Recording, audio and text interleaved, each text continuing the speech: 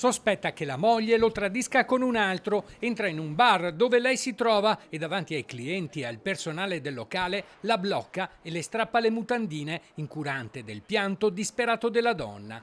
Violenza in pieno giorno in un locale della Castellana di fronte alla gente rimasta attonita, gesto che a Castelfranco tutti condannano senza esitazione. Sono sbigottito perché il rispetto per la donna non esiste più. Trovo assurdo, cioè ormai al giorno d'oggi capitano veramente delle cose surreali, ormai non so neanche più cosa pensare io in merito a una cosa del genere. Manca poco a mezzogiorno, l'uomo alto e robusto varca la soglia di un bar di Castelfranco, senza salutare nessuno si dirige verso la moglie, la afferra per le braccia, lei urla e chiede aiuto, ma lui senza pietà le infila una mano sotto al pantalone e strappa con violenza, sfilandole gli slip di fronte a tutti. Nessuno interviene, tutti rimangono impietriti davanti ad una scena a cui mai avrebbero pensato di assistere, mentre l'uomo in tutta tranquillità si dilegua con in tasca il suo trofeo.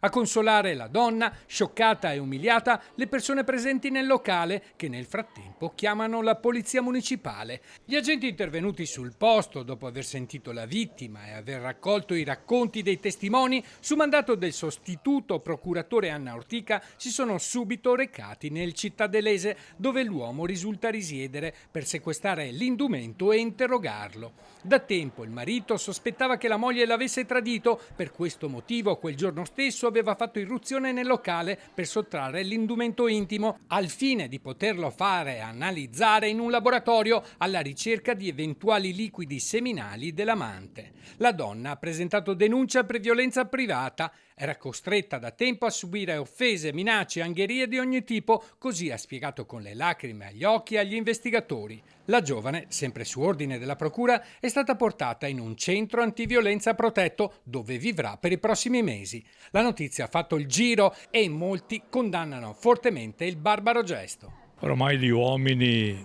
hanno perso ogni senso di affettività, di gioia di vivere con una donna. Oramai le vedono solo come oggetto. In questo caso è stato molto tragico, tremendo e speriamo che non accada mai più, perché queste cose non devono mai succedere, secondo me. E soprattutto dovremmo educare di più i ragazzi effettivamente a educarli meglio e a evitare così poi tutti questi episodi.